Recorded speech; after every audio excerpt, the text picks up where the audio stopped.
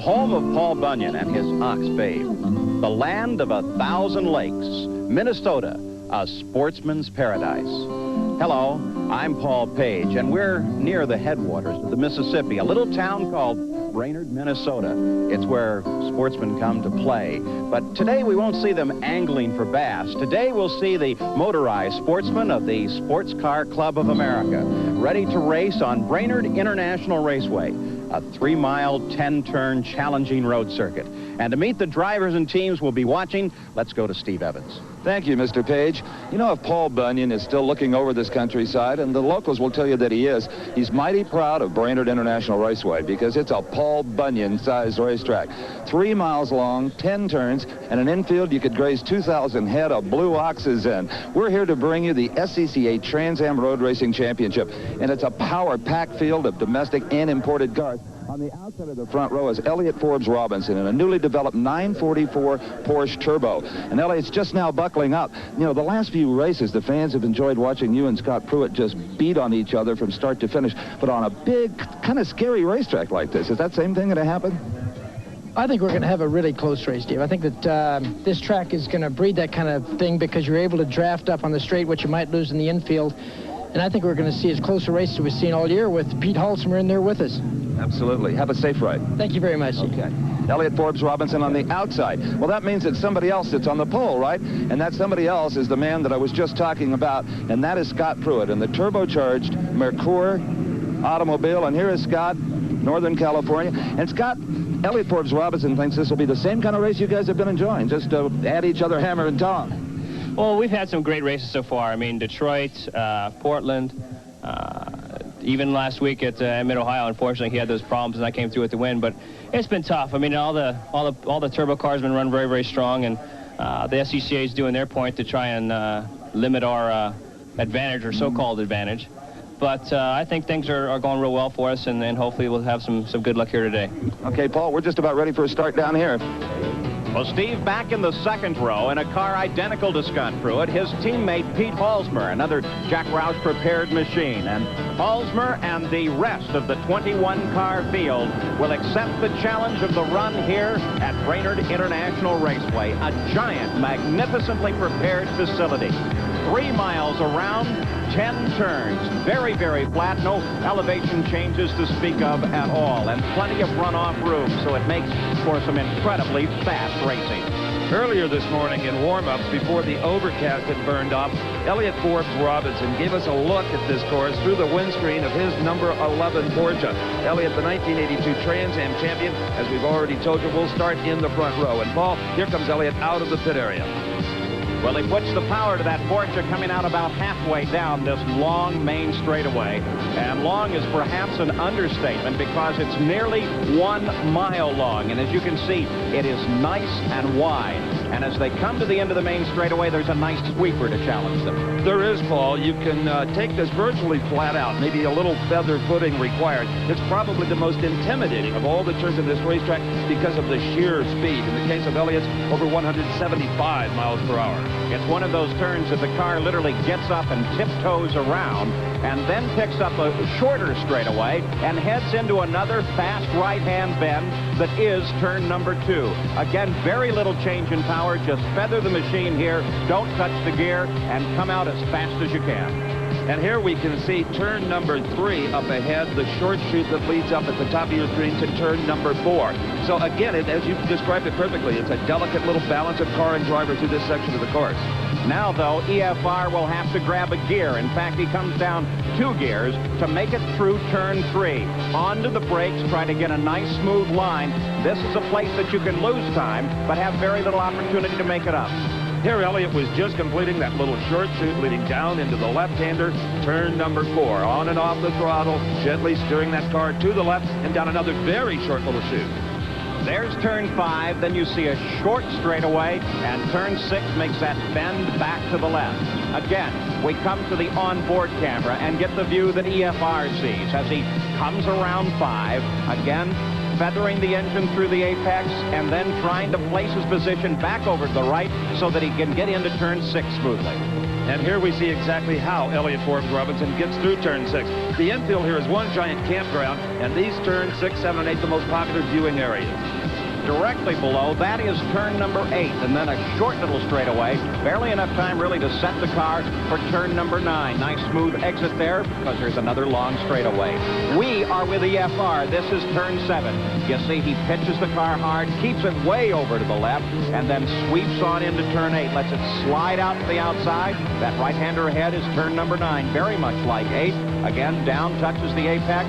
Key corner because there's a long straightaway ahead. And at the end of that straightaway, right here is the sweeping right-hander they call turn number 10, the final turn on this circuit. In warm-ups, qualifying, preliminary action, we've seen more spins there, Paul, than anywhere else. And obviously, because of the nearly mile-long straightaway, it's the key corner on the circuit. Looking out the front window, there's the new scoring tower they're building here at Brainerd International. And we watch EFR as he's followed by his teammate Bruce Jenner down this tremendously long straightaway with speeds up about 170 to 180 miles an hour. Brainerd International Raceway will see 33 laps, 99 miles. And we'd like to thank Bruce Jenner and Elliott Forbes Robinson for an exciting ride. Well, there you see them, the 2 and 3 cars. Those are the team cars. Jack Roush, Phillips, Scott Pruitt on the pole behind him, Halsmer. Alongside in the front row also is Elliott Forbes Robinson in the car number 11. And that Porsche has performed as well here as it has all season. Paul Newman on the outside of the second row, Paul, was the quickest car of all of them in early morning practice, even quicker than Elliott Forbes Robinson and Scott Pruitt. Maybe one to watch. You may have noticed the 4th row, Jim Fitzgerald and Bruce Jenner. Now, Fitzgerald is a driving instructor. In fact, he candidly refers to himself as the instructor to the stars because he has so many actors and, in fact, actresses that like to go to his driving schools. But I'll tell you one thing, he is capable of showing you how to drive a car very, very quickly. We have 2 onboard cameras here today. The first one, you've already met him, Elliott Forbes Robinson, car number 11, will carry one of the onboard cameras, and the other will be in car number 4. Deborah Gregg's machine. She's starting back in the 12th starting position. And Deborah is in a very powerful V8 Mercury Capri prepared by Jack Roush, one of the cars that Scott Pruitt drove in the Trans Am Series last year so successfully. We'll be back with the start of the Bendix Trans Am here in Brainerd, Minnesota, right after this.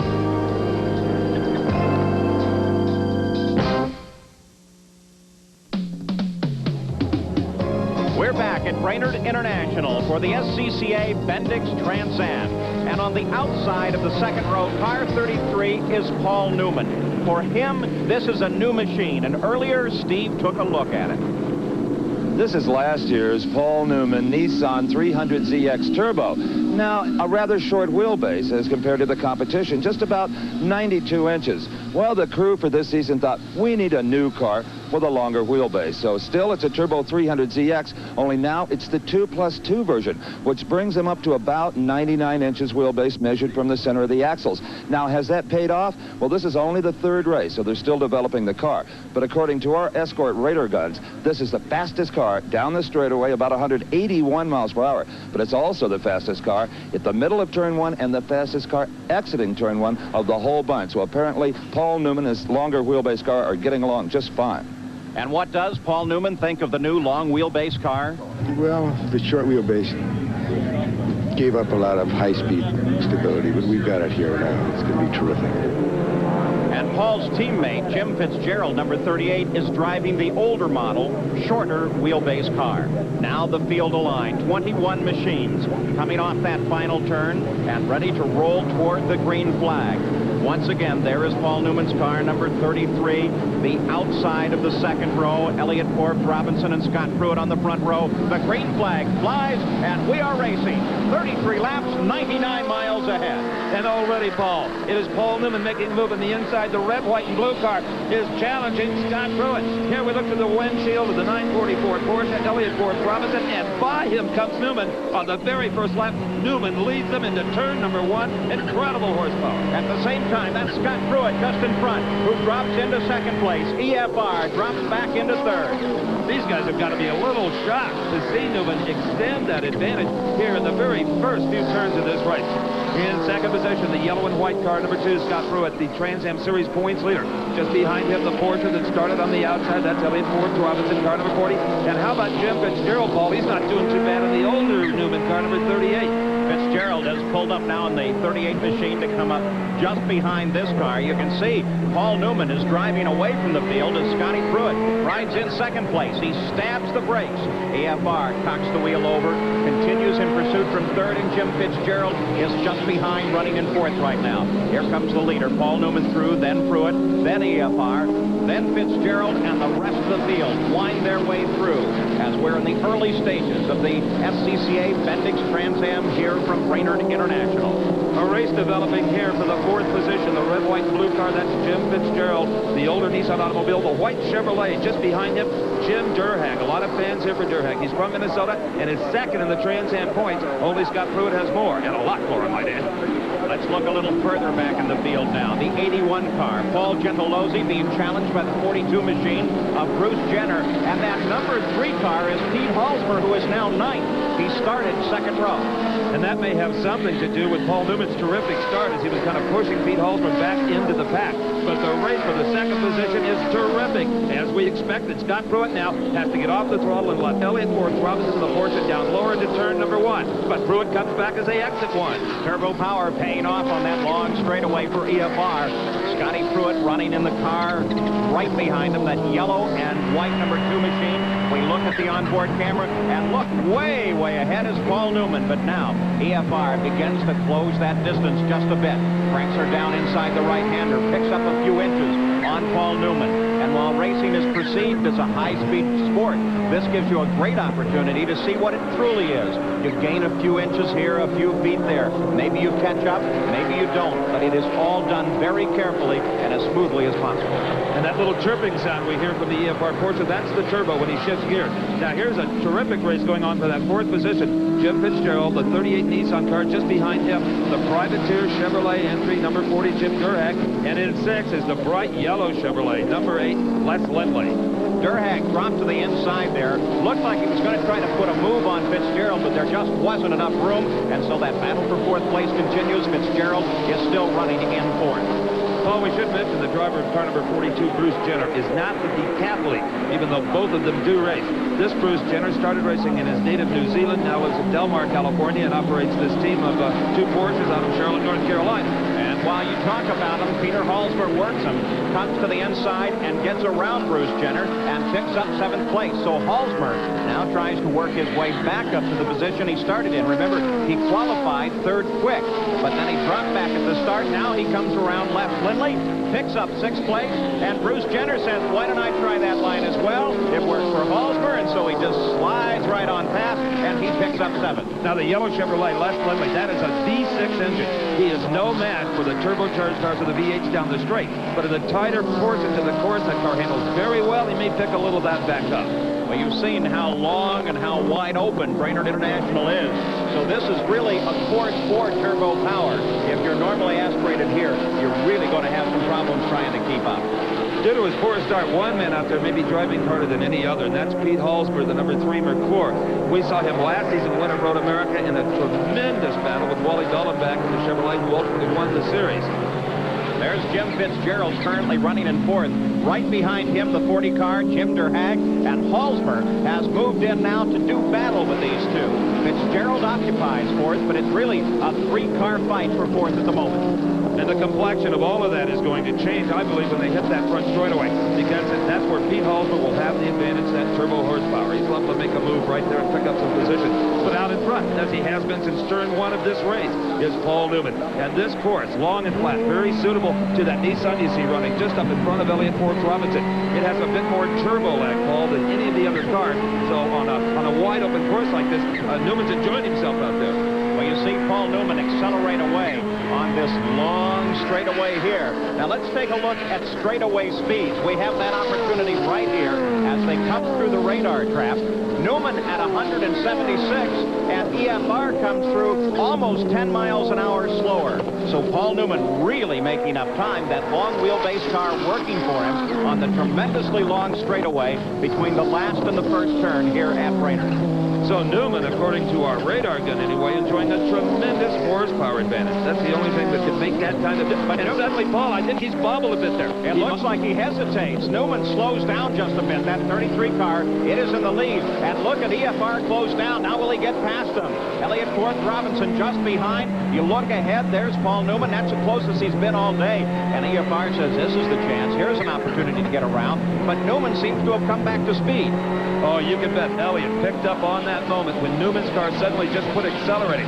Paul somehow either got it back in gear or back on the throttle and is now trying to hold off the 944 turbo Porsche that is running in second position. With the straightaway advantage the Nissan has, Elliott knows he better get right on his bumper here.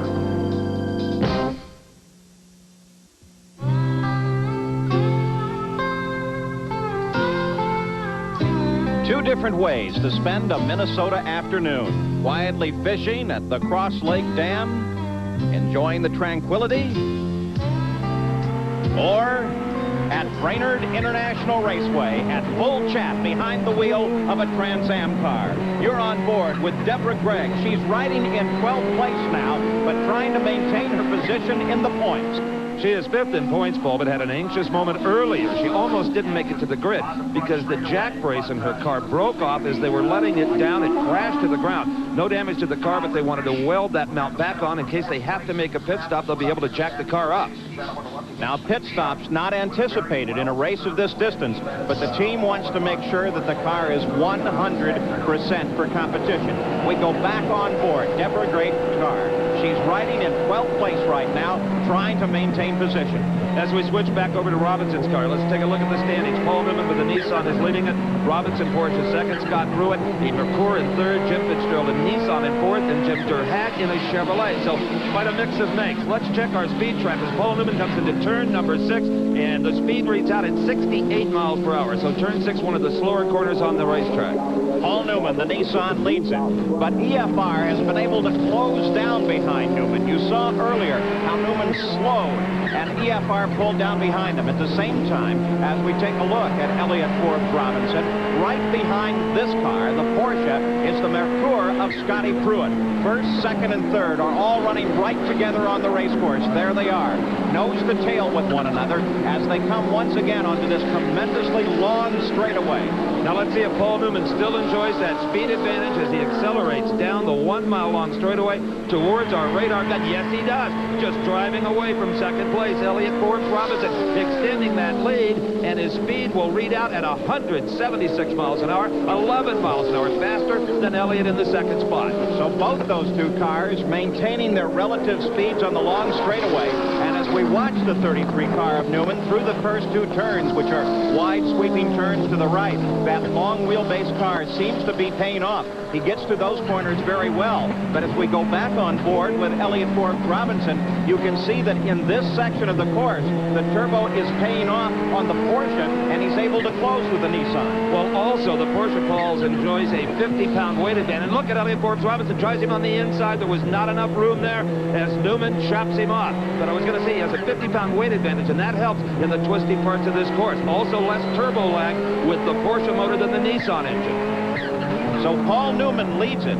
At the same time, back in the field, his teammate, there he is, the 38 car of Jim Fitzgerald, is trying to hold on to 5th place. The 40 car of Jim Durhag is up and challenging. And that Chevrolet of Durhag's is a well-proven automobile, as is the yellow Camaro you just saw back there. Those are a V8 and V6 respectively, and they're not going to break down, Paul. They're not nearly as complicated, as sophisticated as the turbocharged machines. They'll be there at the finish, and they challenge the turbo cars to join them. So this is the fight for 5th place as we watch Jim Fitzgerald hold off Der Hag. And then just behind that fight is Bruce Jenner as he tries to hold off Les Lindley in a battle for 7th place. So the front of the field all running together in what has turned out to be a wonderful race here in the Bendix Trans Am. In 5th, 6th, and 7th, 3 different makes of automobiles. Jim Fitzgerald and the Nissan in 5th. And it's that kind of competition that has kept the Trans Am Series so popular with the fans. In fact, it's the longest continuously running road racing series in America. Remember that this 38 car, the Nissan of Fitzgerald, while it appears to be similar to that of the leader, Paul Newman, is physically different in that it's a much shorter wheelbase car. And that's a disadvantage on these wide open sweeping turns here at Brainerd International. So Fitzgerald currently occupying 5th place, and he tries to hold off Jim Der Hag in the 40 car. Now Der Hag closes down in, sits up right on the rear bumper of Fitzgerald. This is a battle for 5th place, and a good little fight there. At the same time, nice fight for 7th. There is Bruce Jenner in the 42 car trying to hold off the number 8 machine of Les Lindley. Lindley comes up behind Jenner, tries to close in just behind him, got his bumper right in there, tries to dart inside on the outside of the course. Now, can he put the nose down inside? No, Jenner holds him off again. Talk about a contrast in automobiles, the turbocharged Porsche and the American V6 and that bright yellow Camaro. And Paul, look at this. Jim Der Hag has passed Jim Fitzgerald in the Nissan to take over the 5th position. So Fitzgerald is now at 6th, and here is Elliott Forbes Robinson, and he is making up some ground on Newman. He goes to he is around Paul Newman. We have our new leader. For the first time in the race, Steve Evans, a new leader as Newman drops back to 2nd place, and EFR in the Porsche is out in front. But look at this, a tremendous fight. 1st, 2nd, and 3rd. You can throw a blanket over him because Scotty Pruitt closes in right behind Paul Newman now. Now Newman on the long straight, picks up that tremendous power of his turbo, and Newman goes back into the lead. Oh yeah, 10 miles an hour advantage to Newman. But now, as we get back on the trickier parts of this circuit, let's see if EFR can close it up again. Newman with about a 4-car length advantage. Now make that 3, 2, and soon to be 1. Under braking, Paul Newman is closed by EFR. We take a look as he comes to the inside. The Porsche has been better in this section, and EFR comes by. Scotty Pruitt puts a nose inside Paul Newman as well. Newman closes down a bit, doesn't totally shut the door. Now Pruitt has a chance. Pruitt tries to pick up some power, but the turbo in the Nissan is far superior here, and then Pruitt just darts to the inside, picks up Paul Newman, and picks up 2nd place. Paul Newman is too good a race car driver to give up that easily, Paul. There's something going on with that automobile that we don't know about. So for the first time today, it's a clear view out in front of Elliott Forbes Robinson, and Paul Newman, fighting a car with obviously some problems, has dropped back into 3rd place. And look at this, right behind Newman is the number 3 machine of Pete Halsberg. He started 3rd, he dropped back to 9th, now he works his way up to 4th, and as he sails around Paul Newman, he takes 3rd place. So Halsberg fighting his way up through the field, while Paul Newman fights with an obvious problem. That's right. He has been pushed back to the 4th position, where now Jim Der Hag in the Chevrolet Camaro will take a shot at him. There is something gone awry with that automobile. It could be tires. It could be brakes. His problems are in the back part of the course. He is dominant. Newman is coming in. Yes, into the pit area comes the Nissan of Paul Newman. So Gene Crow and the Nissan team now waiting for this car as it pulls in. They're the finest group in the sport. They can do magnificent things on these cars as long as it is not too serious. But Paul Newman is approaching the pits rather slow. There the crew comes over the wall, ready to go to work on that Nissan. And it appears that Paul Newman has radioed for a change of tires. We'll be back with more from Brainerd right after this.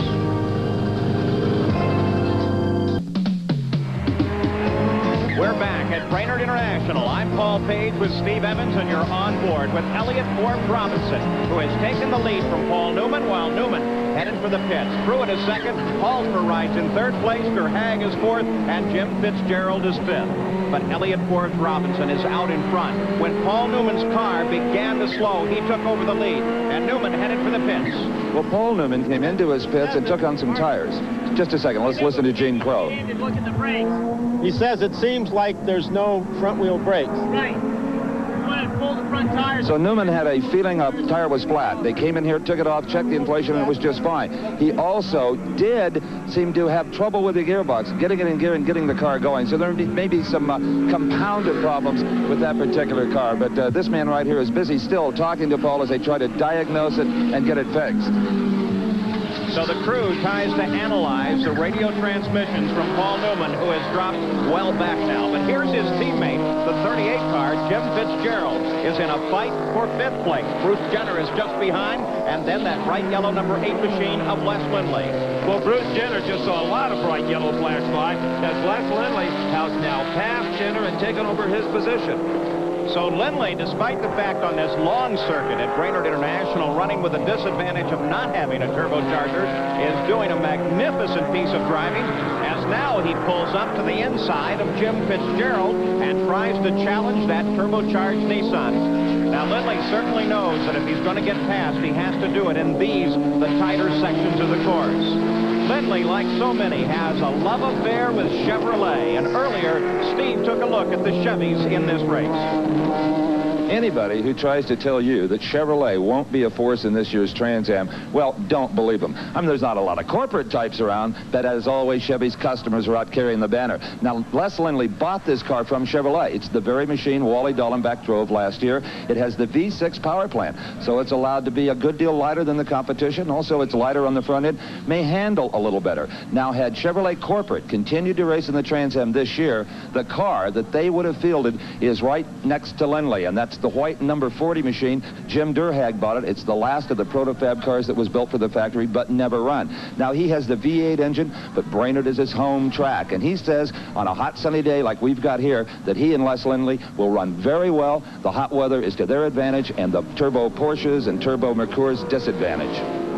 Well, he's definitely right, because both of those cars are running in the top 10. We're looking at the fight for 5th, and there is that Chevrolet, the yellow number 8 of Lindley. As he loses it almost into the wall, but gets her back under control as he tried to challenge Jim Fitzgerald. Well, that was just a beautiful four-wheel drift. Beautiful for us, a little scary for Lindley. He did a fine job of driving there, but he lost a couple of car lengths to Fitzgerald.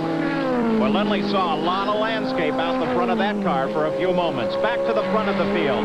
Elliott Forbes Robinson is out in front. That's a slower car, back marker, that he's trying to catch at the moment. And just behind him is Scott Pruitt in the number 2 machine. Now, remember, last year at this race, Pruitt broke in the closing laps. So he really has a score to settle with this circuit. And he would love to get out and get around Elliott Forbes Robinson.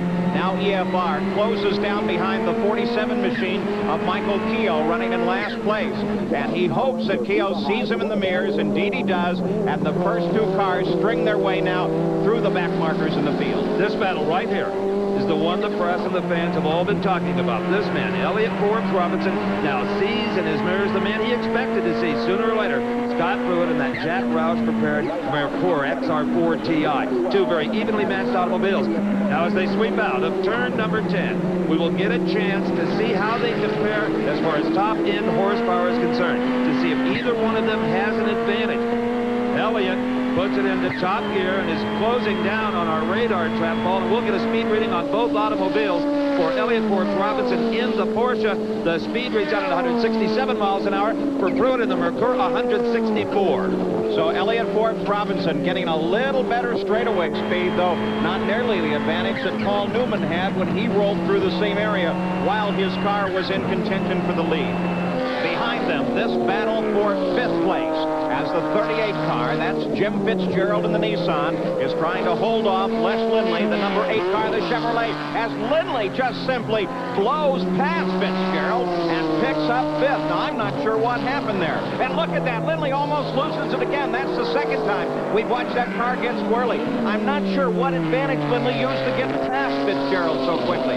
But when he did it very decisively. So Lindley now occupies 5th, and Jim Fitzgerald has dropped back into 6th place in his Nissan. Now, at this moment, there is one quiet place here on the track. It's over in the pit area, and Steve is there. Not exactly an action-packed pit wall, is it? You don't see any fuel storage because there's no planned pit stop. So why then do some of the teams send down their mechanics and a couple of tires and some tools? Well, it's because they're professionals, for one thing, and they want to run every lap of the race they can to continue developing the car, honing their driver's skill, and in some cases, a meager few points earned here at the end of the year could make the difference in winning a championship or not. But basically, if you pit during a 100-miler, your chances of winning it are slim and none. Your chances of finding something else, developing the car, who knows? And while the crews are watching, they hope that these cars never see the pits. Here comes Elliott Forbes Robinson past once again, 167 miles an hour, running a very consistent race in the lead. We'll be back with more from Brainerd, Minnesota, right after this.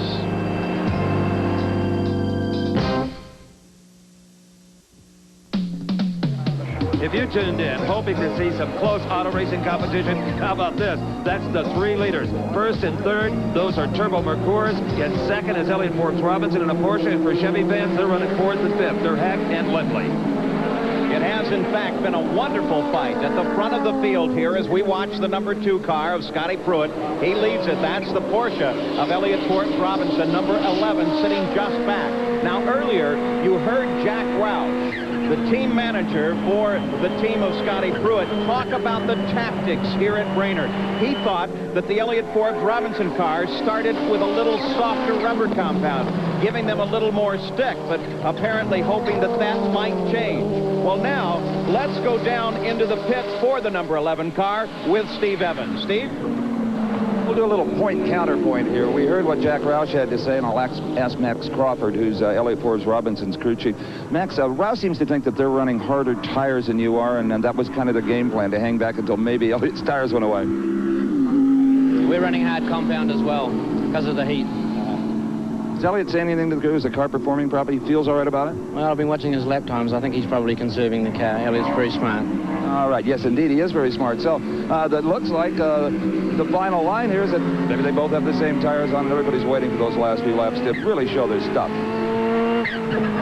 So Max Crawford with their tactics for the Porsche as we watch out of the front window of Elliott Forbes Robinson's Porsche. He is in second place, and he's been maintaining his position just behind Scott Pruitt after Scott Pruitt got past, and we've got a car really smoking there. That's right. That is the number 53 car of Bill Doyle. He is in the 9th position and showing some smoking on that engine. There is Deborah Gregg. I'm sure she sees that smoke and hopes that he's down on power, going to allow her to take this car we see right now back up into that position. Boy, it is really smoking badly now, Bill Doyle.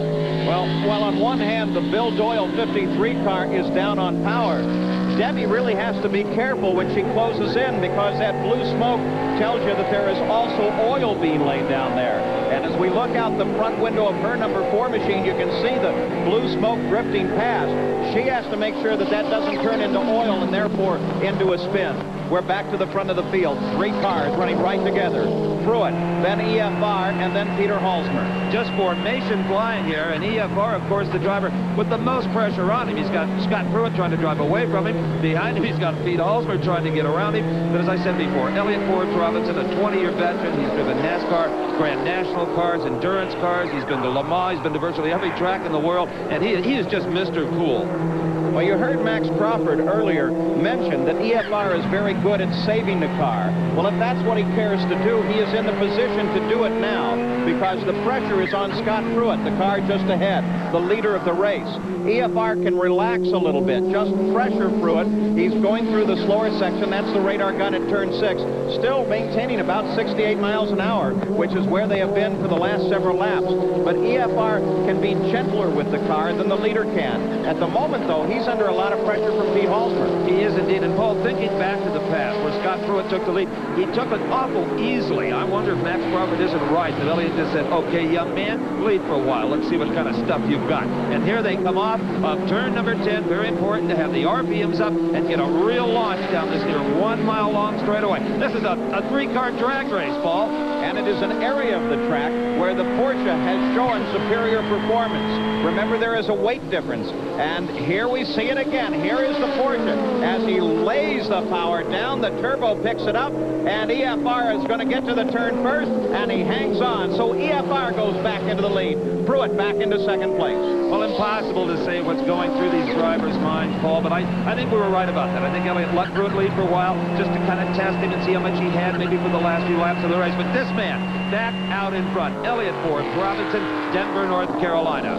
Well, you know, the rhythm that a driver uses around a track is very important to him personally. And maybe, while he may not have wanted to lead, he didn't like the rhythm that Pruitt was setting up. And so he decided, I'm going to get back in front, set my own pace, something that's comfortable for me and that will save the car. And, you know, Elliott Forbes Robinson thinks an awful lot of Scott Pruitt as a driver. He really believes that his talents are world class. When Pruitt first became involved in big league automobile racing, you'd always see him kind of hanging around with EFR, almost like he was his mentor or his hero. Because Elliott's such a calming influence on a young driver. 68 miles per hour, how steady can they get? Well, I'll tell you, I had a chance to drive against Scott Pruitt at Long Beach, California, and he is incredibly smooth. He really knows how to use all of the racetrack while at the same time saving the car. So he is one very skilled driver, and very early in his career, definitely someone to watch.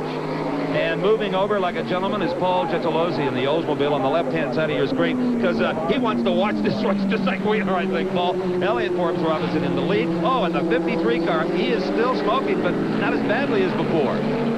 Well, apparently, whatever was leaking out, well, there it is once again. So apparently, this is only happening in the turns. The centrifugal force is throwing the oil onto probably a header pipe or something and causing it to burn off there. Now, because of that, Deborah Gregg has to be very careful while she's in pursuit. You saw her fight the wheel against a skid there just a moment ago, and she has to watch for oil coming off the back of Bill Doyle's car.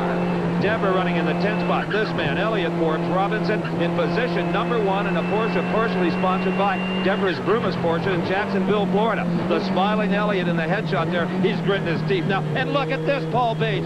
Scott Pruitt, the Turbo McCord, has come around Elliott Forbes Robinson. He outbraked him. He does it again, outbraking with a real gutsy move, comes on the inside, forces his way past the Porsche, and once again picks up the lead. So now, twice, EFR has had the lead, and this is the second time that we've seen Scotty Pruitt out in front. The only other leader of this race has been Paul Newman, who led in the early going. So Pruitt back in the top position. He is being chased by Elliott Forbes Robinson, but Peter Halsmer is still very definitely in this fight. And unlike the earlier pass, there's no way Elliott Forbes Robinson let Pruitt by. Pruitt just took control.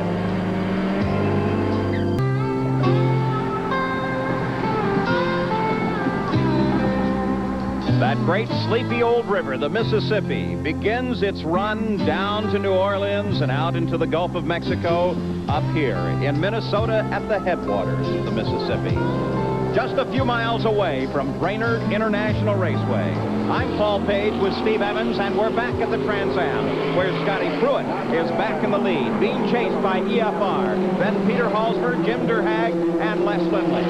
As they cross the start-finish line stripe, this time that will be going on to lap number 25, right there of the scheduled 33. And Scott Pruitt now starting to display of maybe a little more top-end speed down this 1 mile straightaway than the Porsche of Elliott Forbes Robinson. Our escort radar gun tells us 164 miles per hour for Pruitt. Now, we have seen faster speeds than that, even for young Scott. It may be just the cars are starting to wear a bit and lose just a little bit of horsepower. But Scott Pruitt now heading on the back part of the course. Elliott Forbes Robinson is getting all kinds of pressure from Scott's teammate, Pete Halsmer, in that third position. Elliott really having to drive this car now. The tires start to go at this point in the race, and the driver, well, he is really being challenged by the vehicle and the racetrack.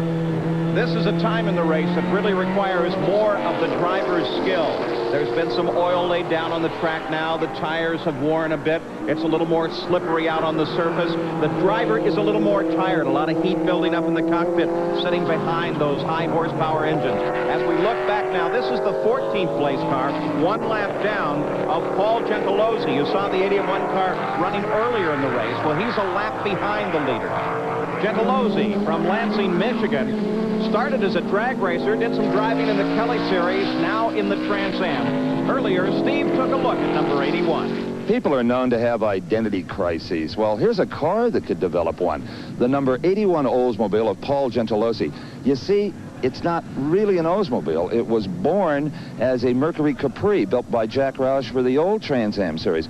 Well, it was parked behind the shop. Gentilozzi bought it, and he likes Oldsmobiles. So he reskinned it and put an Oldsmobile engine in it and ran it in another organization's stock-bodied class. Well, he didn't like that, so he came to the SCCA, and they said, well, if you want to run it as a Trans Am, you got to put a smaller motor in it, you got to put smaller tires and brakes, and a bunch of other changes. So he did all of that. It used to be red. He painted it white for good luck, brought it here to a big, scary racetrack where he's never been, and lo and behold, he's qualified in the top half of this tough Trans Am field. So don't be telling me you need a $250,000 race car to cut it in the Trans Am. Gentilozzi proves otherwise. Gentilozzi, number 81, currently running in 14th place. Well, by cut it in the Trans Am, all I didn't mean he can win it. I meant he can come out here and race with all these guys and have a good time. Gentilozzi is doing just exactly that. But what a race this has been. A number of lead changes. We saw Paul Newman lead it. We've seen Elliott Forbes Robinson in a Porsche. We've seen this, and we're seeing this young man, Scott Pruitt, and it's still a 3-horse race. Just beautiful competition. Front three cars maintaining station with one another now. Pruitt in the lead, EFR running in second, and Pete Halsmer running in third. Now remember, Pete started third on the grid, dropped back to ninth, and then drove his way back to third place, but he's not been able to challenge EFR. Now this trio has put quite a bit of distance between themselves and the 4th and 5th place runners. In fact, let's take a look at it here. You can see third place is Halsmer, and we should be seeing the Chevrolet. Yes, there's the Chevrolet car of Jim Durhag. He is running in the 4th position. Behind him, another Chevrolet. 40 is a V8, and behind him is Les Lindley in the bright yellow V6 Camaro. So Chevrolets are hanging in there in case anything goes wrong with those turbo beasts. So Durhag, the number 40 machine, remember, normally aspirated engine, comes through turn 6 now, and we've got the radar gun on him. 65 miles an hour, so about 3 miles an hour off the pace at the slowest section here on the track of our leaders. Scotty Pruitt, EFR, have been going through here at about 68 miles an hour. Well, hanging in there in 4th position, that tells you a lot about Jim Durhag. That's kind of where he's run throughout the series. And there's Les Lindley, the V6 Camaro. Durhag just consistently picks up points, and he is second, as I said before, only to Scott Pruitt. But the bearded Les Lindley from California out there having a fine drive today, really. The number 8, bright yellow machine, Chevrolet powered. Chevrolet's looking very, very strong here, despite the fact that there is no full-bore Chevrolet factory support. We look back now. The race for 7th place. That is Bruce Jenner, number 42, and the still smoking Bill Doyle in number 53, and Deborah Gregg sitting just behind them. They all three fight for 7th, though the real battle is now between Doyle and Jenner. Not to mention the battle Doyle is having keeping his engine together.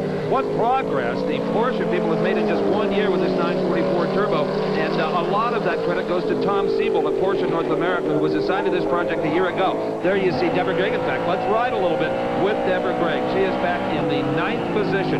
And, you know, Deborah's got a hard car to muscle around this course. But Jack Roush tells me, Paul, he's very happy with her progress and that this car has more horsepower. He has not yet given her until her abilities become a little greater and her upper body strength is greater. Well, Bill Doyle, number 53, continues to burn oil away. I assume the corner workers have checked the car over to make sure he's not dropping too much. We take a look at Bruce Jenner's speed through the first turn, maybe 2 miles an hour off the pace of the leaders. And there is Bill Doyle, number 53. He is running in 8th place. Deborah Gregg is running in 9th right now. Car off the course, number 99. Steve, you can pronounce it. That is Mark Peel's sticker, marked in the graph. And there's 42, Jenner still being followed by Doyle, hotly contesting that position. And you wonder, how big a crankcase does that blue car have? Oh, and Jenner explodes the motor. No question about that one, Paul. That portion is coming to a halt. And the volume of oil spread out on the racetrack could bring out the yellow flag, either in that corner, or now there's a little fire burning on the side of the 42 car, but it appears to have extinguished itself. So much smoke it's even inside the cockpit with Bruce Jenner. So no doubt about that one. It will not be rejoining this race. And Jenner right now, I'm sure, is wondering how his other car is doing. Elliott Forbes Robinson running in the 2nd position in the team car to this machine. Here is the owner of the team, Bruce Jenner, trying to get out of the car. He appears to be okay. It's just kind of an awkward move crawling out of that window. And he right now will be looking for his other machine. And there it is, still sandwiched right between Scott Pruitt and Pete Halsmer. Now, will we be seeing a yellow flag here, Paul? Well, Steve, when that engine let go on Bruce Jenner's machine, it laid down a lot of oil. In fact, you saw the results of it, that little oil fire that finally extinguished itself. In fact, Steve, if you look down to EFR's pit, the crew is now getting tires out. So they're apparently listening to some of the SCCA radio frequencies, and they've anticipated this. We now have a full course yellow. The pace car is out. We'll slow the cars all the way down, all the way around the circuit. That'll give them a chance to change tires if they care to. And things calm down to where EFR can communicate with the crew and try to make that decision. Do they pit or not on a full course yellow? We'll be back to find out here at Brainerd International Raceway. We're back at Brainerd International while Les Lindley comes into the pits for a change of tires. The field is under a full course yellow. That created when Bruce Jenner's number 42 had the engine let go. Scotty Pruitt still sits in the lead, followed by EFR, Pete Halsmer, Jim Derhaag, and Jim Fitzgerald. But the speeds are slower now behind the pace car as they try to get that oil cleaned off the circuit. Bill Doyle's number 53 sits by the roadside. He had the oil problem earlier, but he's out of the race with a flat tire. So the workers now try to get this course clean. And you know, a giant circuit like this has to have a lot of help, people to get the place operational. Earlier, Steve talked with one of those individuals. There's some racing officials I meet, and I'm really envious of their jobs. They're really interesting. This is not one of them. Dave Watson is technical director for the Sports Car Club of America in the Trans Am Series. And this man has to somehow make all of these cars competitive. You've got 6 cylinders, you got V8, you got turbos and no turbos, 2+2s and 2-seaters. How do you do it? Well, obviously it's an ongoing situation. This year we've had a number of adjustments as the season has progressed, and as of our last race at Mid-Ohio, we had about 5 leaders and lead changes, and it was a pretty nice race, and hopefully that's because our job is working out here. A lot of adjustments. You got to stay on top of this thing. The name of the game is race, obviously, and everybody's going faster every day, and we're just trying to keep things equal. Dave Watson, one of the technical inspectors. That's the nice thing about Sports Car Club of America membership. You can be a driver, you can be on the crew, you can be a corner worker, you can be involved in their rally program. There's something for everyone in the Sports Car Club of America. I highly recommend it to you. We are on board the number 11 car, Elliott Forbes Robinson. What will they be doing under this yellow? Let's go to the pits again. Max, is this a good thing or a bad thing for the 11 car, the yellow out? Doesn't really hurt us. It's good. I see Elliott's keeping his tires hot, so the tires haven't gone away on him. I notice he's weaving around out there more than anybody else. But that car, someone said, it doesn't really like to slow down and get back up to speed again. It didn't used to, but we worked on it. It's better. They fixed that problem, apparently. So we'll be going green quickly. So even though they were ready, obviously EFR thinks the tires are okay. He's going to stay on the set he has. We'll be back for the finish right after this.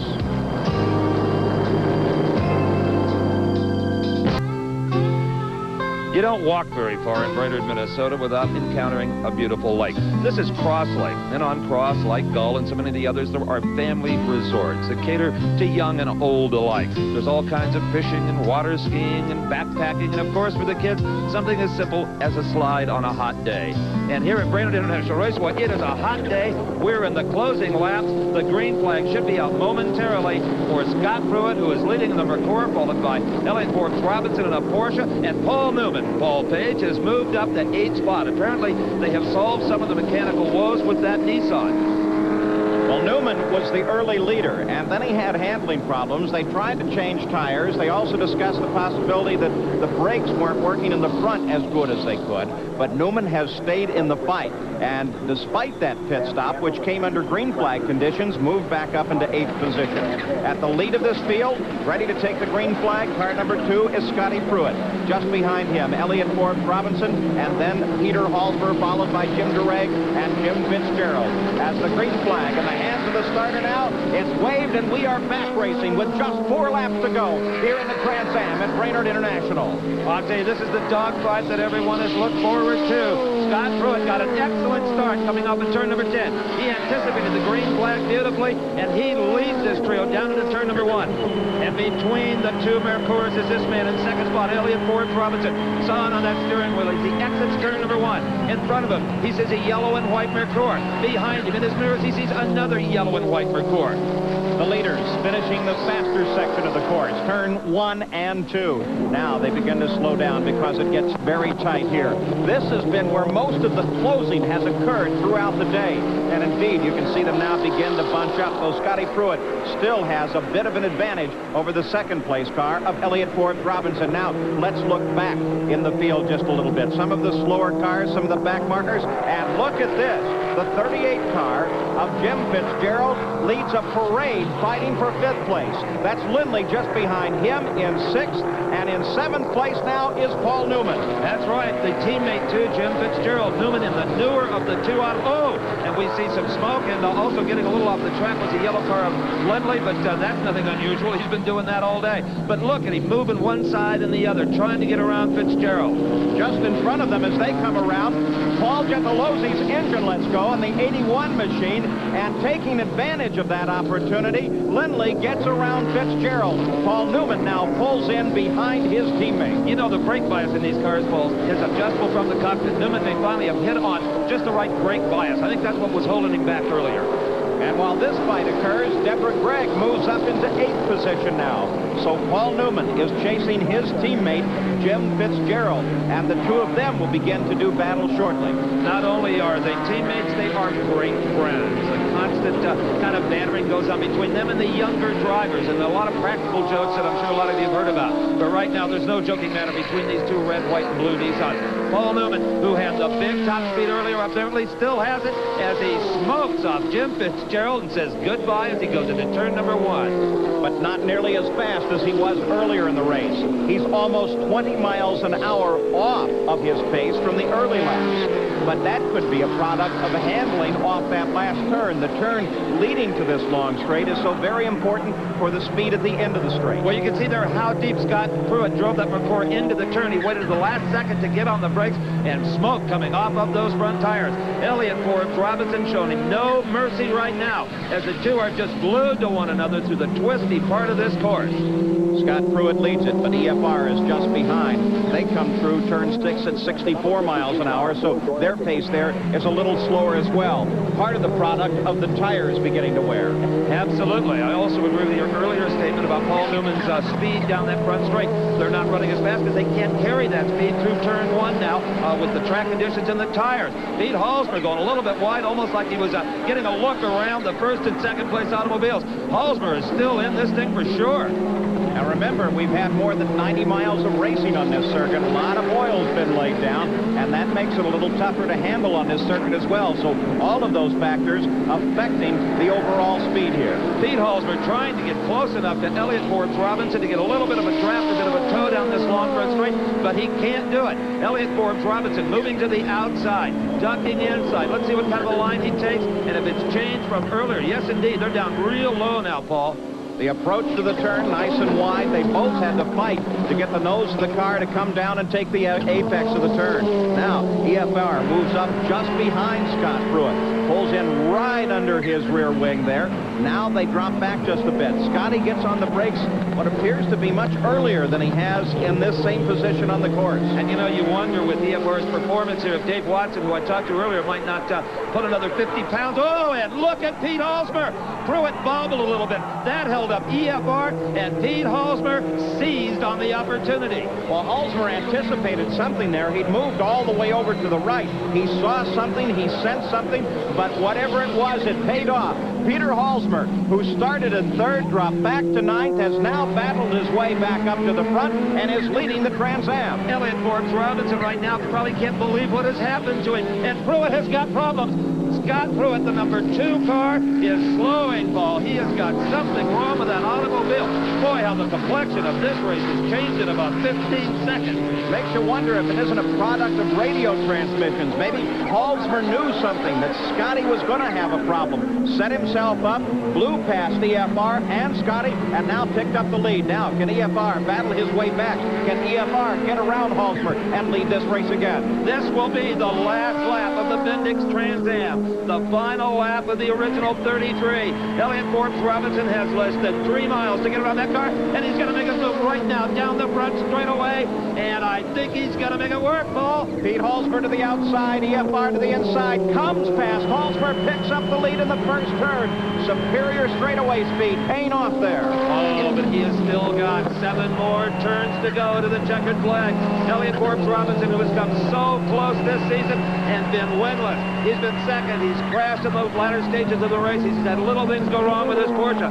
But right now, I'll tell you, only Pete Halsmer can cost him this victory. Well, Halsmer has to be kicking himself. He had to know, because he saw it so many laps before, that that was the key turn on this racetrack. And he desperately had to keep EFR behind him in that first turn. He couldn't get the job done. Now, it's almost impossible for Halsmer to get around EFR. Well, you know, Halsmer had no defense there, Paul, other than taking them both out of the race and off into the grass. He wasn't about to do that. Elliott Forbes Robinson had just enough advantage on that straightaway to make a good, clean, defenseless pass.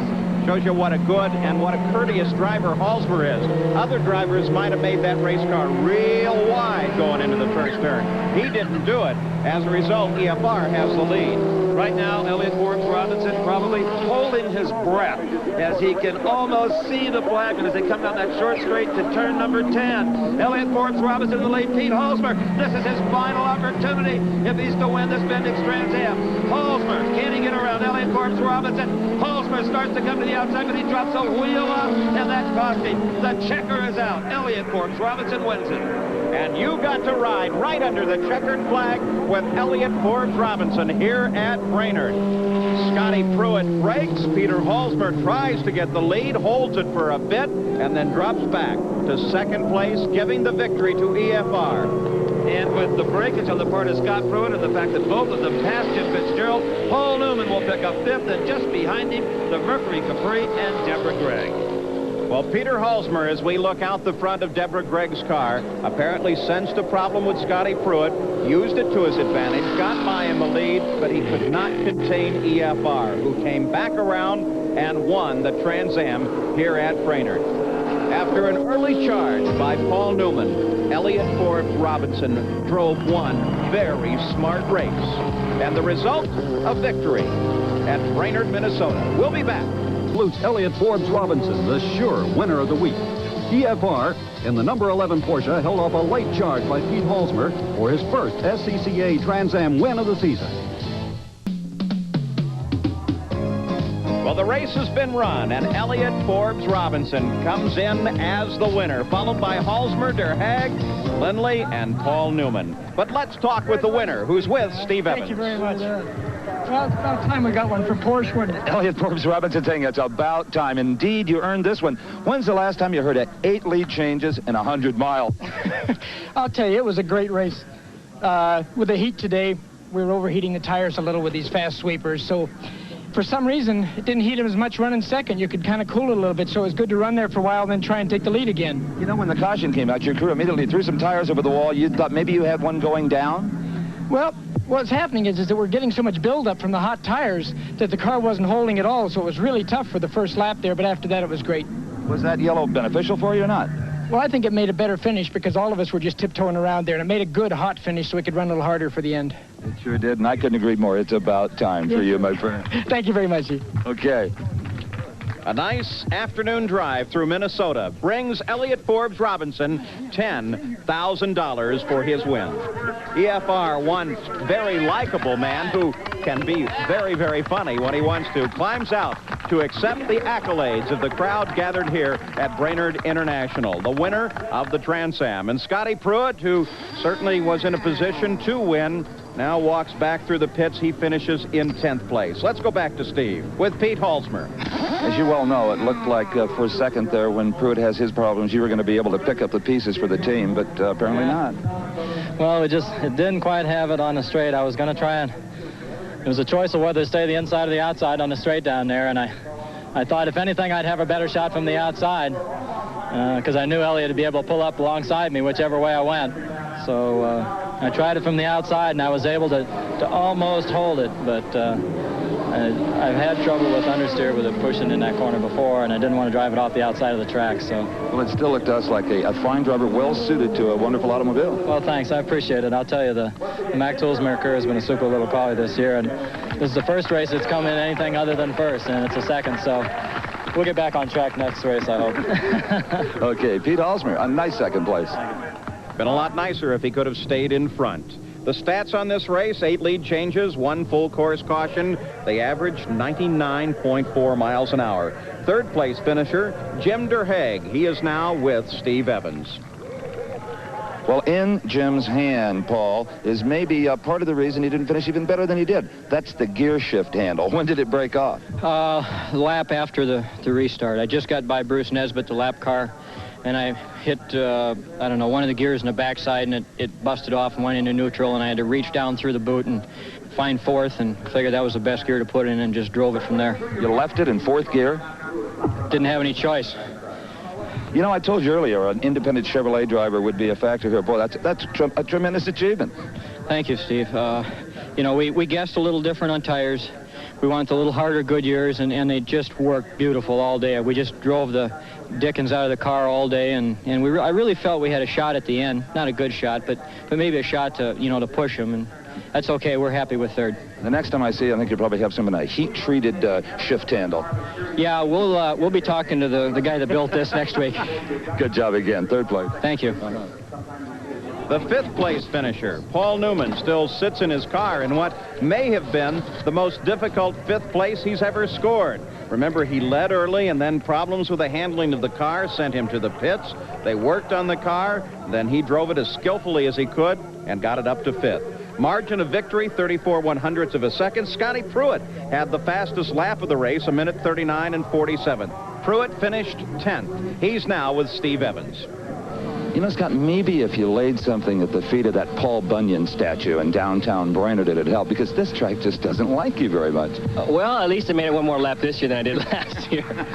It's real unfortunate, but... Broke a transmission, I understand? We broke spur gear. Same thing bit me at Sears Point last year, and, you know, the guys do their best to try and give us the best car there is, and I can't say enough for Mac Tools and Lincoln Mercury. They give me a great car, and, you know, I've had luck. She's been on my side every race so far this year, and something like this was bound to happen. Unfortunately, it's really tough when it happens the second lap from the end. You know, Jack Roush, your boss, was very philosophical about it. When he happened, he said, oh, heck, Scott's had a lot of good luck this year, too. Well, we have had a lot of good luck, but you'd always like to win them all. Well, we gave it our best. The crew guys did a super job, and, of course, Jack Roush, the whole team, were real behind us, and we'll be back next time. Sure you will. Thank you for all your cooperation today. Thank you.